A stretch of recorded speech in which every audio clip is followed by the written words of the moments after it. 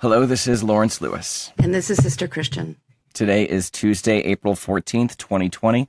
This is the Producers Happy Hour, a daily podcast with two producers on opposite coasts, reaching out to our filmmaking and live event community to hear your stories about how the pandemic has affected you, your life, and your work. Your stories let us know that we're not alone. It's important for us to keep sharing our experiences and ideas. I know that it helps me. I know that it helps Lawrence. And I know two other people at least it helps. So please keep sending them in. Email us, or better yet, record a 1 to 2 minute voice memo and send it to producershappyhour@gmail.com. Just follow the instructions on our website, producershappyhour.com. And please share this show with your friends, colleagues, your elementary school best friend, your frenemy from junior high. We want these stories to be heard. We also know that part of what's keeping us together as humans is sharing this experience, no matter what the experience is. So yeah, we've talked a lot about the power of storytelling, and I think it's a world that we all live in and we all know, even as producers. And it helps. It's healing. It brings us together. And so share it, rate it, review it, and let's come together as a community. Christian, today we're chatting with Andy Wilcox. He is from a company called Evidence of Industry, which is a pop-up production department for agencies and clients. Very excited to hear what that means. I know that the moment that I heard Andy was going to do our show, that to get his perspective, because he deals directly with clients and agencies, he has his finger on the pulse, as they say. He does. All right, it's Tuesday. How you doing, Lawrence? You first. You always want to start with me. Well, there's times when I've really busted in on my shit, but you go. True. Please let me know. How are you today, Lawrence? I'm okay. I feel like I'm living in bizarro world all of a sudden. I mean, I know we have been for 4 weeks, but I know we don't want to get political, but the White House press conference yesterday was... I think there's no hope of that after last night. Literally something out of a Saturday Night Live skit. It was just... I don't know if you saw it, if you read about it. I saw every moment of it. I couldn't watch. So I saw it happen and I turned it off and then I just read recaps. But it's as much as I did not want to watch it, I was just like completely in disbelief a little bit. And I don't know why it keeps surprising me. And I hate it when I say, can you believe this? And they're just like, oh, well, it's been happening. No, like this is like, it's happened in such small increment of the ramping up that it's, you know, it's like, boy, sorry for you vegans out there. It's like it's like if you put a frog in a cold water, he'll never know once it starts boiling, because that's just kind of what's happening right now. This is pretty big. I don't know if you've seen any of the texts today either. No. How he's what do you mean, texts? No, the tweets where he's calling governors mutinous. Now, forgive me if I'm wrong. He turned all of this over to the governors because he said it's their job.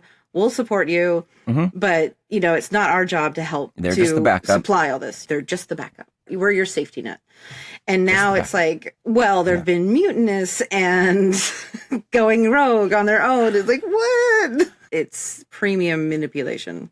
It's wild. And politics aside, just the hope and need deep in my soul for some sort of leadership and path forward and exit strategy and medical information and statistics and numbers. It's so absent, and I am feeling it in my soul today, and it's so scary. Our governor came out and said that, you know, the Western states have a pact. Yes. California, Oregon, Washington, we've made a pact.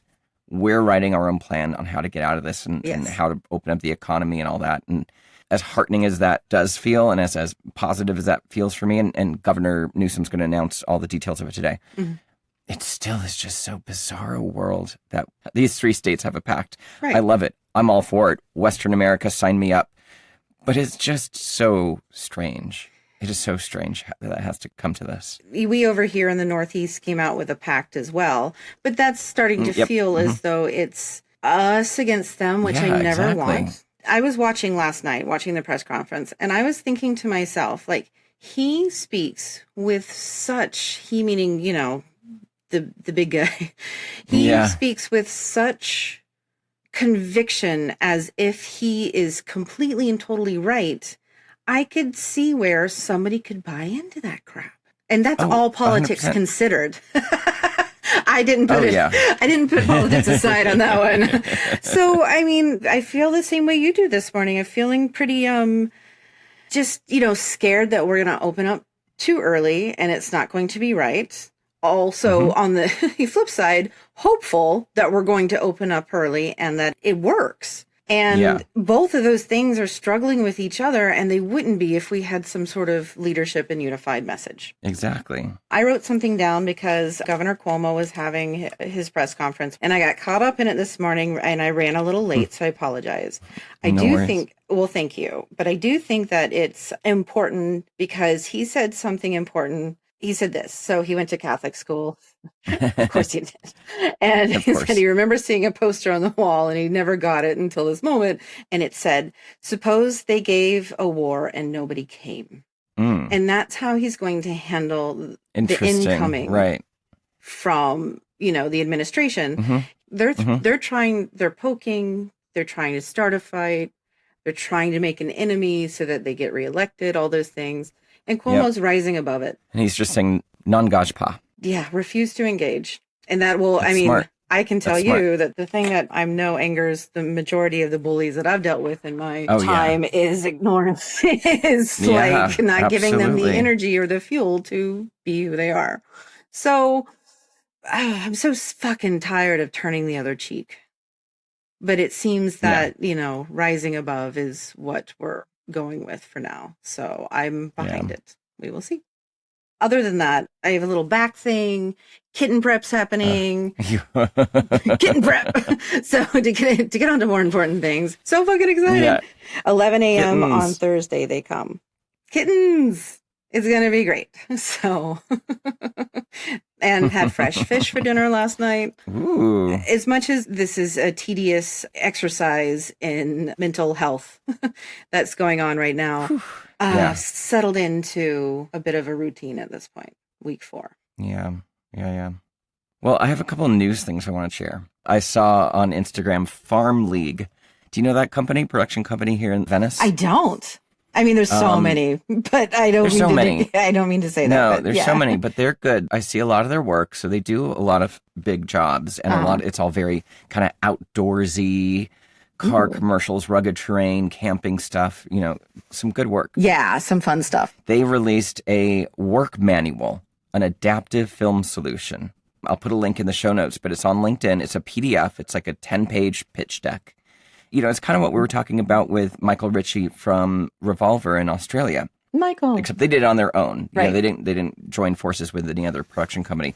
What it says is page by page, simple kind of bite-sized concepts of how we can start working together. And it says, production has changed more in the last 3 weeks than anyone could have ever imagined. But as filmmakers, we are natural innovators. Pushing boundaries and experimenting is a part of our daily routine. It goes on to say storytelling comes first, which is something we talked about in episode 2, which was the very first of our COVID series of episodes when we pivoted. It was called The Power of Storytelling. And that's kind of what this is speaking to. It says good storytelling is grounded in honest human experiences and helps bring us closer together. And I thought that was really impactful. And then it goes on to talk about collaboration. Collaboration's key. Limitations don't mean sacrificing your vision. Limitations actually can help you, inspire you to do something new and different. Right. And their directors are ready and available to work remotely from home with everything that they have at their home. That's animals, people, views, city, whatever. And they're also pitching remote viewing for agencies, transmitting some sort of video village to them so they can watch remotely. And of course, a healthy dose of safety. So I thought that was interesting that they put that out. It looks great. It's on LinkedIn. I'll put a link to it in the show notes. It's all the stuff we've been talking about. No new discoveries there, but it's one company that's making moves to taking the initiative to make something happen and get the conversation going. Yes, and also too, giving those out there who are feeling like they want to do something, maybe a toolbox to do it with. So, Christian, you sent me an article yesterday. I did, and this one is really interesting. Live concerts won't return. This is the headline. Live concerts won't return until fall 2021 at the earliest, health experts warn. And this makes sense I to mean, me. And to I me, think that this makes is, sense. yeah, this is kind of part of, I think, why I'm, feeling like I'm in bizarro world. I've got a cache of concert tickets that I can't get refunds for. And who knows when they're going to perform again. According to Zeke Emanuel, director of the Healthcare Transformation Institute at the University of Pennsylvania. Mm-hmm. So take that for what it is. I have no idea what that means or who that is. He was part of an expert panel assembled by the New York Times on life after the pandemic. And he says the problem is you can't just flip a switch and open the whole of society back up. It's just not going to work. It's too much. The virus will definitely flare back to worse levels. One person. Yeah, exactly. So large-scale gatherings such as conferences, sports events, live concerts won't be safe to attend until fall 2021 at the earliest, according to him, which is, as my logical brain knows, makes sense. Right. This hurts my heart a bit. Well, yes. And I do think that we've seen, again, with the amount of experts that are out there currently, we've seen a range of opinions, right? So, I mean, we could consider this one being the extreme, or it could, be the nail on the head one. We don't know yet, but the beginning of the discussions allow us to get used to the idea that we're not going to be doing these activities for a while. And I do think that it's important to get it out there. It may be, again, worst case scenario, but it also makes me leery to go out and do big things with groups of people. Yeah. Confidence in safety has to be there. And that's going to be a while before we have that Before I can trust somebody else who said, yes, I'm fine. Like, I know what I'm doing. Right. Yeah. And I would trust myself to go to something because I know exactly what I'm doing and what I've been exposed to. I have no idea what they have. Yeah, exactly. Yeah. So, I mean, I think it's just food for thought because I think this is the beginning of the discussions of us, whatever our life is moving forward. These are the discussions of how it's going to be different. And I think it's important. During all this madness, I was beating a experiential project and there was talk of like, oh, we're going to push it maybe to August, September. And I was just like, even that first week, I was like, that sounds ridiculous. I don't see how that's possibly going to happen. And he even said it, people are saying they're going to reschedule conferences and graduation events for October 2020. And this guy, Zeke Emanuel, says, I have no idea how they even think that's plausibly possible. I think those things will be the last to return.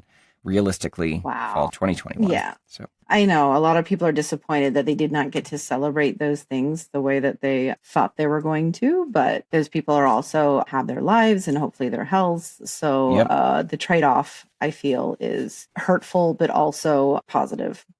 Yeah. So yesterday we had a viewer question that was sent to us via email, and it was Erica Monhay. She was asking about what sick leave in California means and what employees can do. Yes. So Lawrence did research on it. Thank you very much, Lawrence. Since I'm here in California. Yeah.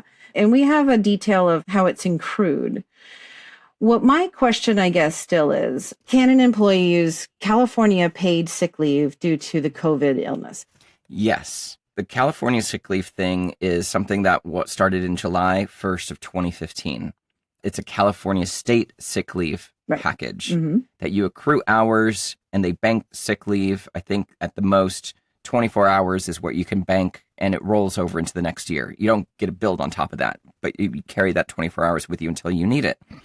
I see. I'll put a link in the show notes as to how that time is accrued. It's by employer. So your employer is, as we know on film shoots, the payroll company. That is your employer of record. See, after I read this, that's what I was wanting. That's it. Go on. Yeah. That's the key. Yeah, that's your employer of record. So each employer that you work for is paying into this bank, this fund, a sick leave fund. And, I know we talked about this yesterday. You might have several some sick leave hours with several different, amount. If you've got entertainment partners, if you've got cast and crew, if you've got media services, you might. I don't know that to be fact. Got it. But since it's per employer, I think you might have a few hours at different payroll companies. So you might want to check all your pay stubs or call them. So to answer your question, and I found another website that I'll put, can employees use California paid sick leave due to COVID-19 illness? Right. And it says yes. If the employee has paid sick leave available, the employer must provide such leave and compensate the employee under the California sick leave laws. Paid sick leave, this is important, can be used for absences due to illness, the diagnosis, care, or treatment of an existing health condition, or preventative care for the employee or the employee's family members. And under these new COVID-19 guidelines, preventative care may include self-quarantine as a result of potential exposure to COVID-19 if quarantine is recommended by civil authorities. So I don't know what that entails, but it sounds like you can take advantage of this California paid sick leave if you've been exposed, and maybe you just need to tell a doctor you've been exposed and they will tell you to self-quarantine. Right. Well, when Erica and I were speaking about it, because I didn't know anything, but I was walking down in theory what it was, and I would said it, and she was like, her big thing was, well, then it seems that people who are self-quarantining or people who are staying home, this counts. And I was like, so yes, it looks like it does. I think that every person out there, now I don't have any accrued. So what I'm going to do is next contact some freelance folks that I have, probably Rick and Taryn, and just be like, please call and find out if you can take this money. It does say, for example, where there has been an exposure to COVID-19 or where the worker has traveled to a high-risk area. But LA is on such a lockdown right now, right? Yeah. I mean, that is a civil authority saying that you should do it or you're going to get sick. That's true. That's where the interpretation is now. When we first started this, a month ago, force majeure, in my opinion, should have been able to be used for this situation, meaning not for sick pay for individuals, but for jobs canceled. No, for jobs. Exactly. It was my opinion because I've used force majeure a couple of times for government shutdowns for various reasons. So, but the insurance companies, what it seemed that happened was after our research was they banded together and was like, well, no, we're just not going to pay them. We're going to say that you could have prevented this. Right. You saw it coming. Right. Like we were getting conflicting information, but sure, we saw it coming. I would like to see if there's a difference between each payroll company and what they're saying or what the thing is. You know what? I know Steve Bisnoff over at Media Services quite well. I'm going to shoot him an email. And I know Susan Ruitt Anderson was speaking to her payroll company as well. So I wonder if she's found any information. Oh, you know what? We should do a check-in. Yeah, we will. Okay. So I like it. Take action, buddy. No rent NYC happening. Sign the petition. We need to figure out what we're going to do because nobody's going to be working in April. Just is what it is. Exactly. It is what it is. And I've seen more activity outside of just New York City, some other petitions as well floating around saying, look, if we are not allowed to work these 3 months, we should not have to pay rent. Same with mortgages. It's a tricky topic. And that petition is on our website under the Take Action page. Yes. So go to producershappyhour.com, go to Take Action, sign that no rent in New York City petition. There's also the Live Events Coalition and their petition to gain visibility for the live events community. And based on that news article earlier, no live big shows until 2021. There needs to be some sort of federal aid for that. Donate blood. I had my appointment scheduled. It got rescheduled because the site where I was got shut down for whatever reason. So still trying. I'm, as soon as I can, going to get out there and donate blood. They need blood. I don't know if anyone's seen any of the campaigns they're all over now because blood is needed. I haven't seen any of the campaigns. Well, here in New York, I think it's really needed. Really? Yeah. Oh my gosh. We're in a blood crisis. Yeah. The other thing on our Take Action page is a petition to save the United States Post Office. This is something that's going on behind the scenes during all this COVID craziness.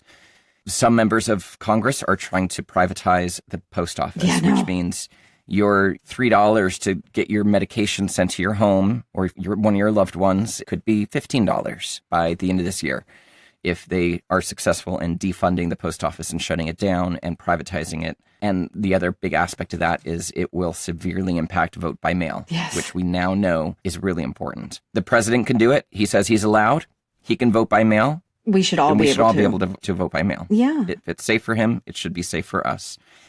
as long as it's run by the USPS and not some private entity that has special interests. Honestly, just look at private colleges and private prisons if you want any kind of comparison. So don't forget about Globetops, kids. If you have a spare laptop or device that's hanging around, please donate it. This will allow a child in New York City to be able to school from home. And we have no idea what next year is going to look like yet. I think it's very important that we give these kids all the tools that they can in order to succeed. Yes. And I have a new one I'm going to add to the Take Action page. This is from the International Documentary Association. They published a filmmaker's guide to applying for U.S. coronavirus relief. So it's documentary.org/creators/COVID-19. And on that page, it's very useful. So even non-documentary people, I suggest everyone go look at it because it's very helpful, full of information. The project is a collaboration between Firelight Media, IDA, and ITVS. And what is on that page is a very familiar chart. I think we have it posted in different formats, but it breaks down unemployment, the payroll protection plan, the EIDL grants, and explains them all in a very easy to read chart. And then it's got 100 Q&As. What? Frequently asked questions. Yeah. So, click on them. I'm sure you can probably find answers to your questions there. It's a really helpful page. So I'm going to put that link in the show notes as well. I mean, I'm going to do that the moment we're done. All right, should we get on with our interview? Yes. Okay. Andy Wilcox worked as an agency producer for 24 years, starting at BBDO, then became head of production at Nitro. He has owned his own production pop-up department company, Evidence of Industry, for the last 10 years. What exactly is a pop-up production department? Well, a pop-up production department allows traditional agencies and marketers to scale around a project when they need it, without the long-term commitments and expense usually involved to engage in the best talent. Let's take a listen. Thank you so much for joining us today, Andy. We really appreciate it. So we'd love to find out how you're doing personally, check in on you. How's your family? Actually, where do you live? Actually, I live in New York, the Upper West Side, actually. So, interesting, because, I'm here in Bushwick, so great. We know where each other is. And so how are you doing? Like, you're staying in, all that stuff? Yeah, staying in, all good. It's crazy because it's in my building, there's probably about 300 apartments, and I'm probably one of 20 apartments occupied. Because everyone's everyone went to East. They've all gone, or whatever. I live in a very old building. It's called the Ansonia, and it reminds you of The Shining and Good Days. So you can imagine what it's like with nobody around. Sounds like a show. Yeah, you could probably put some content out for that. Yes, it could totally be a show. Judging by the characters that live here, including myself. Well, I know a lot of people who live in Manhattan also either have a house, out east, Hamptons, Montauk, or whatever, or a house upstate. So a lot of people I know are out of the city right now. Yeah. To keep it even more desolate than it is. Yeah, actually, my business partner is actually out in the Hamptons with her family right now. She also lives on the Upper West Side, but she has 3 kids and 2 dogs and the whole. Oh yeah, he needs a little space. Yeah, a little space for that. Yeah, she's out in Southampton right now. But crazy. Besides that, my family's great. We're all good. Just day by day, staying out of lines. Yeah. It's a line society now. Exactly. Andy, give us a little bit of background. I mean, I know we just read an introduction about you, but give us a little bit of background on you, yourself, and your career path, and how that all led to Evidence of Industry and everything up until the pandemic. Well, I came to New York 26 years ago. I really had no idea what I wanted to do, other than I wanted to get into filmmaking of some kind. I was living down in the West Village, and my first job was working in the building that I was in, like helping a bookstore set up their first computer. And I would help, there was an actress that lived on the 2nd floor, and I would collect dresses for her, and she would leave me money. And then, just so things like that. And I got to know the neighbors, and they talked to me about what I wanted to do, and they wanted to know about my background. And they basically said, I really wanted to get into movies, actually. They said, you're poor, you need to work first, do movies later. And they introduced me to people, and I did a job within a month of being in the city. And that's fantastic. Really, yeah. And I started in editing. I started a company called Crew Cuts, which is still around. I worked there for a little while. Yeah. And then I was hired as an assistant producer at BBDO. And Right. I was at BBDO New York for 10 years. Mm-hmm. And then I left there, freelanced for a little while, trying to figure out what I really wanted to do next. And then I had an offer to become head of production at a small agency in Nitro. And I liked that idea because I'd come from a gigantic agency, so I wanted to figure that out, the small agency thing. And then from there, it was bought by Sapient maybe 5 or 6 years later, right. Yeah. something like that. And it became a big place again, and I was like, I really didn't want to be in a big agency. Right. I saw a trend at the time where the industry was shifting, and it was, do companies even want production departments full-time anymore and all that stuff? So I started a company with Erica Best, my business partner, and we started Evidence of Industry, which I've had now for 10 years. So explain the concept to us. You call it a pop-up production department. Yeah, so like if a client calls, whether it's a small agency or it's a client directly, and they need to produce something. And I tend to joke about it a bit. I tend to say that we're party planners, but I think a producer is a party planner. Yeah. It's true. You know? We're an event planner. Exactly. Well, I mean, I think of it, so if I may, I think of it as like I'm the host on shoot days. And if I've done my job correctly, I can walk around to each department, see how they're doing. We've given them snacks. Like, it's a nice environment to be at. Yeah, exactly. Yeah, that's how I explain it to people who have no idea what. According to the Small Business Association, for our disaster loan grants, the closest thing that we could find to register ourselves was event planners. There's no producers, there's no media, there's no entertainment, event planners. Television, film, nothing. It was just under events. Sure. I wanted to click the adult entertainment thing if you saw that. Oh, I wanted to so bad. Someday, because we're all kind of figuring out what we're doing next, right? Yeah, you know. I mean, listen. Yeah. Well, so, okay, so when thinking back, May 13th, right? Because now it's April 13th. Yeah. May 13th was a Friday, and that was the day that, my job, we were supposed to film the next week, a commercial in LA, and it canceled. Yeah. And that was the day that we were telling crew, like, sorry, but that was basically the week that we just kept hearing left and right that jobs were canceling and or put on hiatus for 2 weeks and then we'll regroup.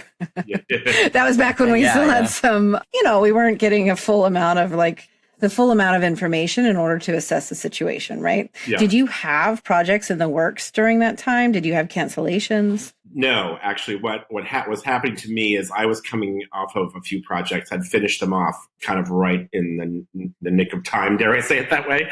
And then I had two others that are starting up, and they still are starting up. But in those startups, it's discussing what can be done and what can't be done. Yeah, exactly. For that particular client, they want to put something out there. It's just, how do we do it at this point? Knowing we can't film anything, with a typical crew or anything like that. We're just looking at various ways to do that. Spent a lot of time, honestly, remembering what it was like during 9/11, the last time something crazy like that happened. And what did we do then? And I remember we stopped for a while. I do know that. I remember that. Yes. For maybe a few weeks. I don't think it was like this, if memory serves, but then we started coming back with things, right? And and then over the course of the next few years, it was interesting how much work was being done all across the world, and everyone. Yeah. So I feel like we're in a similar situation now, where I think one of the things that's plaguing everyone is no one knows what to do. Yeah. Yeah, we're all talking about what we could possibly do or not do, or scenarioing it out. But since we don't have any kind of date, we don't quite know when or what to do yet. Yes, exactly. So a lot of the stuff that we're doing right now is just planning multiple different paths. Either shoots are pushing out further and we're just sort of saying, well, let's say something's pushing out until August, I'll just use that as a date. We don't know what the world will be like then. We don't know if we'll be able to be in a situation where we can have more than 20 people in a room at the same time, So trying to come up with concepts, what does that look like if we only have 10 to 20 people? Or do we go in a whole different area where we don't need people at all except for a voiceover? Do we do something with animation or things like that? So it's that's the big thing as a producer we have to sort of think about. As an agency producer, it's like thinking about the project in multiple different ways and presenting those options and following those options through, as opposed to going back a few months. It was like you sort of picked a lane early and sort of went down that lane. Of course. Yeah, and advising, because I'm sure clients want to hear your thoughts on how you can help them or what you're going, like, how can we do something? And, by August, having us as humans may be tired of seeing, animation, and we want to see some real connections, right? Yeah. So totally. Not having those answers is rare for us because producers have all the answers. Yeah. Well, I think you're seeing things already where there's a lot of self-filming going on. Yeah. It's funny. It crosses my mind every day is how do we make self-filming look great? Like, do we have to send everybody lenses for their phones? Do we send everybody a 3-point lighting kit with some instructions? Like a diagram. Mm-hmm. I actually had these conversations. There was a possibility of doing something like this. Yeah. It's problem solving, Going back to the party planning thing, how do we throw this party? How do we throw this party? In a safe environment where everybody gets what they want. So, exactly. I mean, it's kind of... I shouldn't laugh about it. It's true, No, I mean, it's not that you're laughing about it, Seth, that there's nothing we can do. So all we can do is talk about it. Yeah, totally. Mm-hmm. Exactly.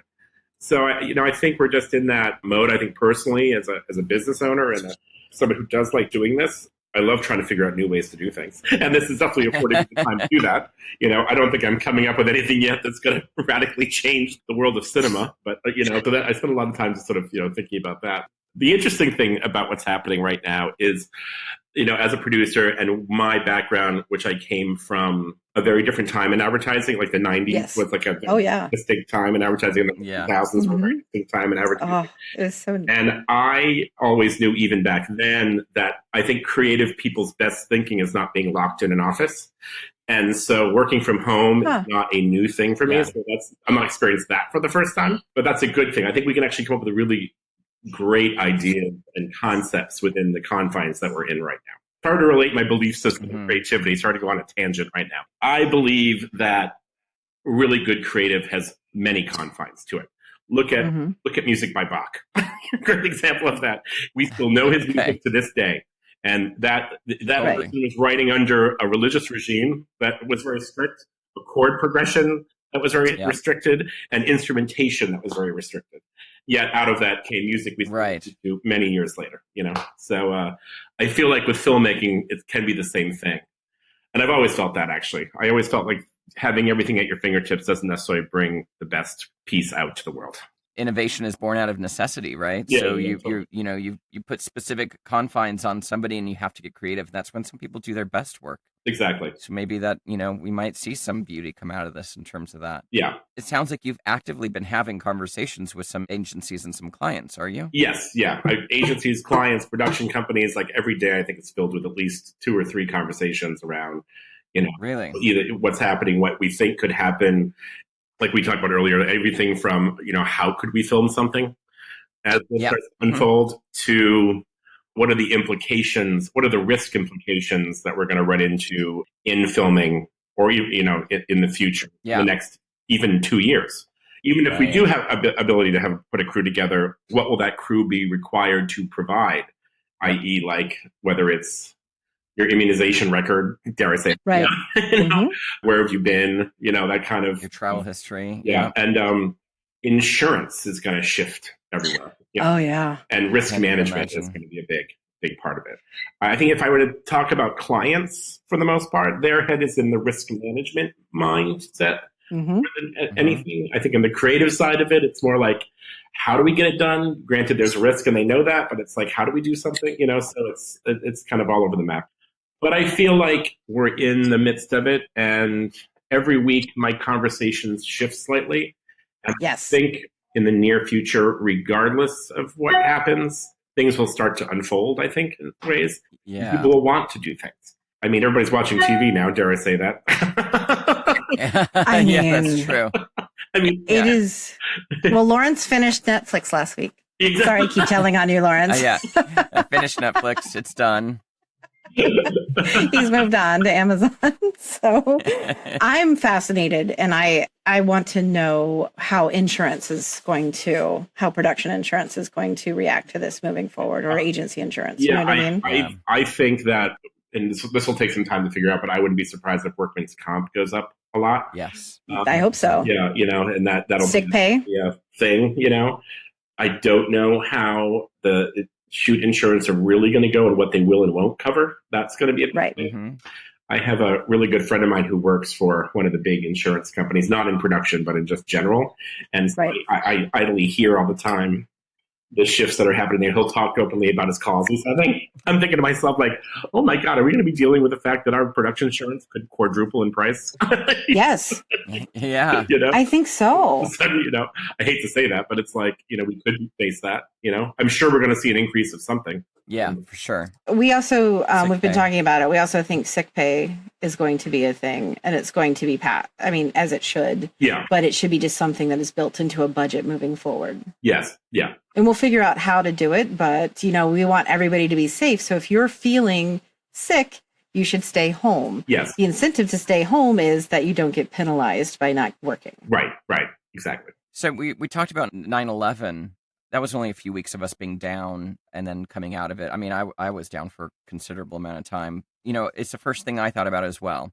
The same thing that happened back then. We got shut down and then we're going to be back. But obviously this is a different situation because we're not going to go back immediately. It's like the switch just isn't going to come on and okay, now we're back and here's a crew of 85 people in a 1-bedroom house. Right. That's not going to happen. That's a lot of the conversations I'm having about. So let's say it starts to open up and then, I can see another time that we haven't seen in a long, for a while, which is, you hire a director and you send them off to shoot the thing and, you agree to shoot what you're going to shoot and, You trust them? I didn't realize when you said fantasy, we were going down a road of like... Exactly. And... If we were rebuilding society, then... Yeah, exactly. They have to deliver the goods, right? And then, then it's put together and, oh, God forbid if, in the United States anyways, if a director edits something. Forget about it. Director's cut. Or puts the first cut together, So then here's a follow-up to that is how the industry evolved, right? And what we were all... the type of, structure that we were working under up until March, right? Yeah. Do you feel that people have gotten used to that, meaning clients and, agency folks? Do you think there's a space to allow for the change? Or do you think that we're going to be required as production people to try our very best to do it exactly the way that it was before, which I don't think we're willing to do, but I'm just asking. No, I don't think we're willing or able to do it the way we did it before. No, exactly. Okay. Future. I'm not saying 10 years from now, there aren't certain productions that are mirror what's been happening, but I can see for the probably next few years, dare I say that it'll be just a very different kind of approach to it. And to achieve the same things that we've been getting, just done in a slightly different way. Instead of maybe pulling, like you were saying, 50 people to a 1-bedroom house, maybe we send small crews somewhere to pick up the actors in various locations, making a smaller, more nimble crew and not involving so many people at once.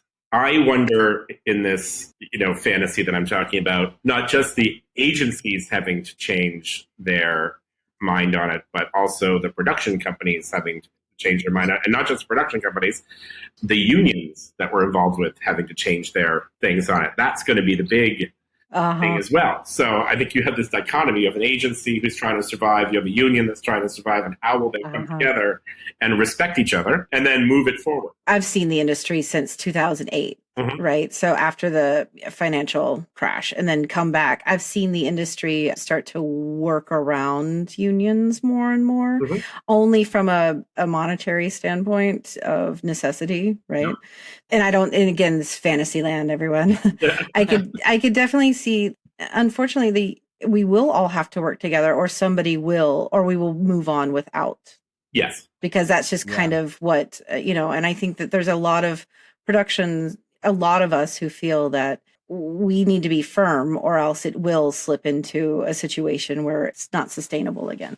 Yes. Yeah, exactly. Fundamentally, they've been saying on the news and everywhere else, but we have to come together basically and talk about how we move forward. Well, do you have any words of advice for crew members, directors, filmmakers, anybody out there of what, the creative side now is, sure. If I were on the creative side of it, I'd be just figuring out new ways to dream. Yeah. Right. But, how do we tell stories in this thing, or what's interesting stories, or on the creative side?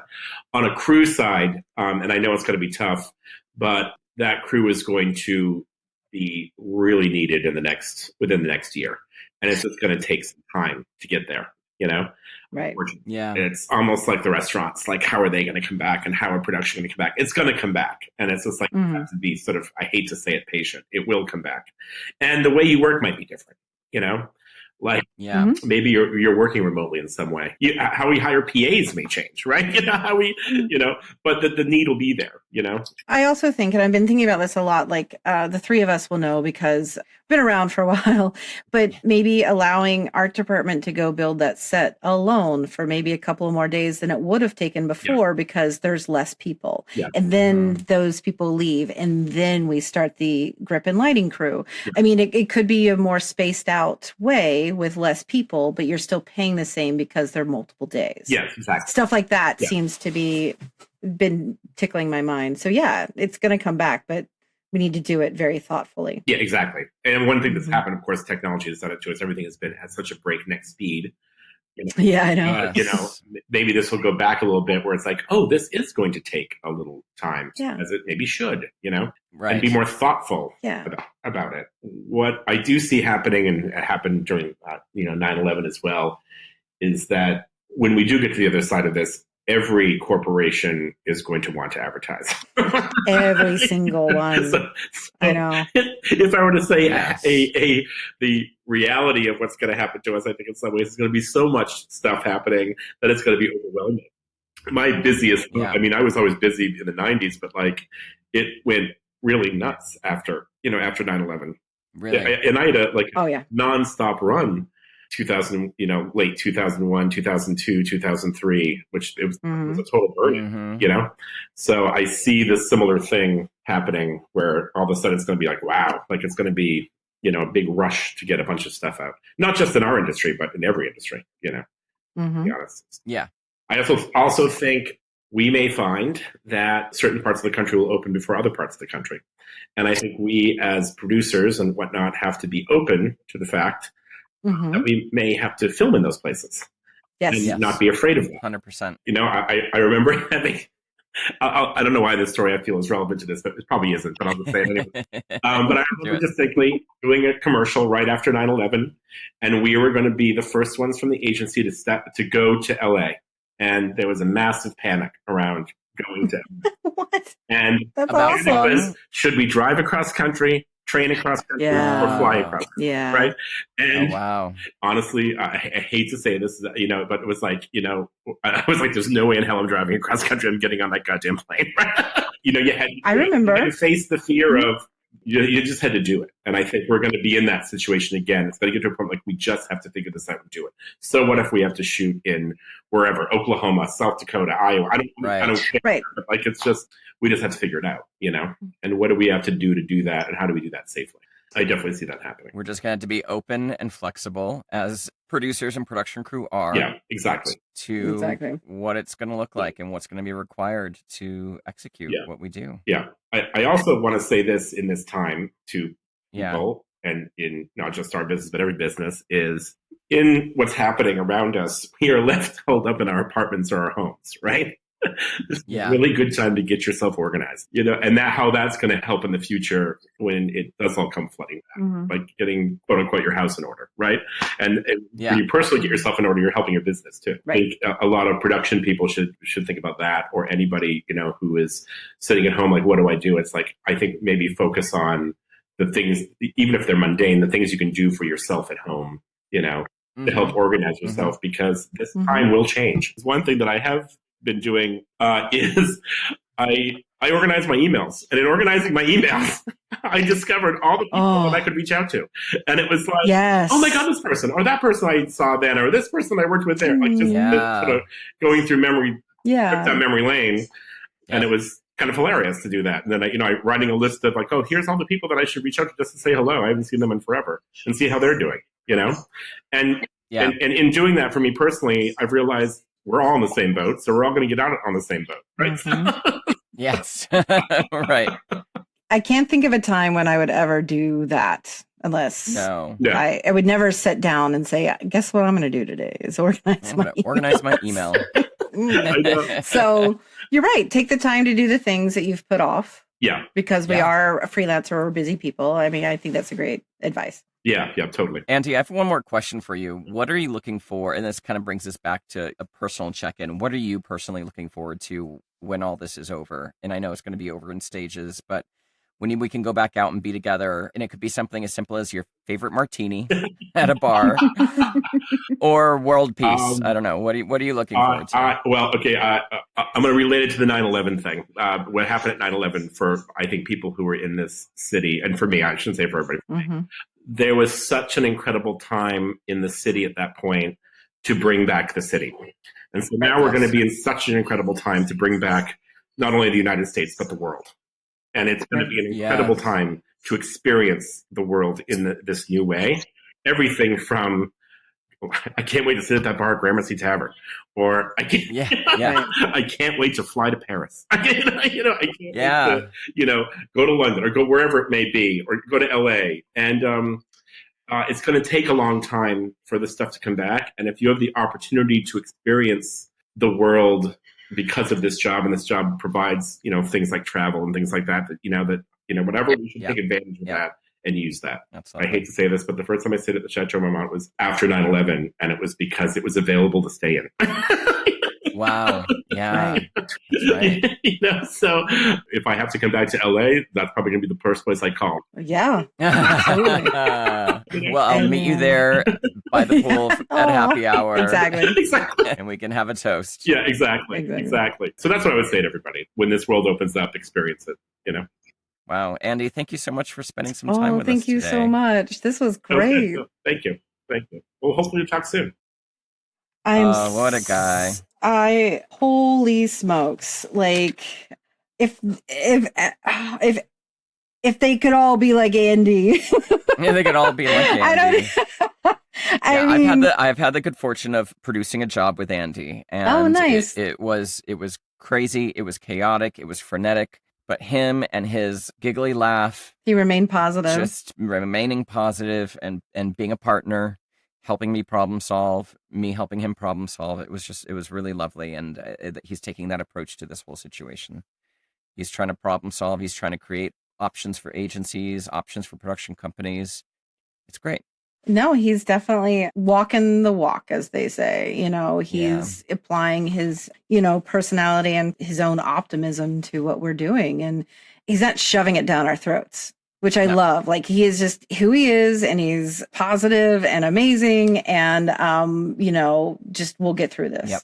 I love it. Be patient, and because it's going to come back, and it's going to come back with a vengeance. Mm-hmm. It's just going to look different. It's going to look different. Take the time to get yourself in order. And my favorite thing he said was figure out new ways to dream. I know. I got a little bit, I definitely got the goosebumps. All the hair stood up on all my arms. I know. Well, thanks to Andy Wilcox from Evidence Andy. of Industry for joining us today. Tomorrow, who do we have, Christian? So tomorrow we have Michael Litwack. He's a director that I have worked with before. He does comedy. I want to dive into how he's been keeping busy in the Great Pause. In the Great Pause. All right, everybody, that's it for today. Stay safe, stay connected, stay active, and please stay home. Wash your hands, don't touch your face, and please wear a mask if you leave the house. It is very important that we all try to protect each other from each other. Yes, and be sure to send us your voice recordings or emails to producershappyhour@gmail.com. Share your story. It will resonate with somebody, and it will help us all feel a little bit closer right now. Yes. Lawrence, how do people reach you directly? 2 websites, lawrencetLewis.com and voiceoflawrence.com for voiceover work. Christian, how about you? sisterchristianproduces.com. There's going to be an update soon. Get it up. As Andy said, now is the time to get your stuff in order. I know, he gave me so much. As positive as he was, my own anxiety started to rear its ugly head. Anyway, bye, everyone. All right, bye.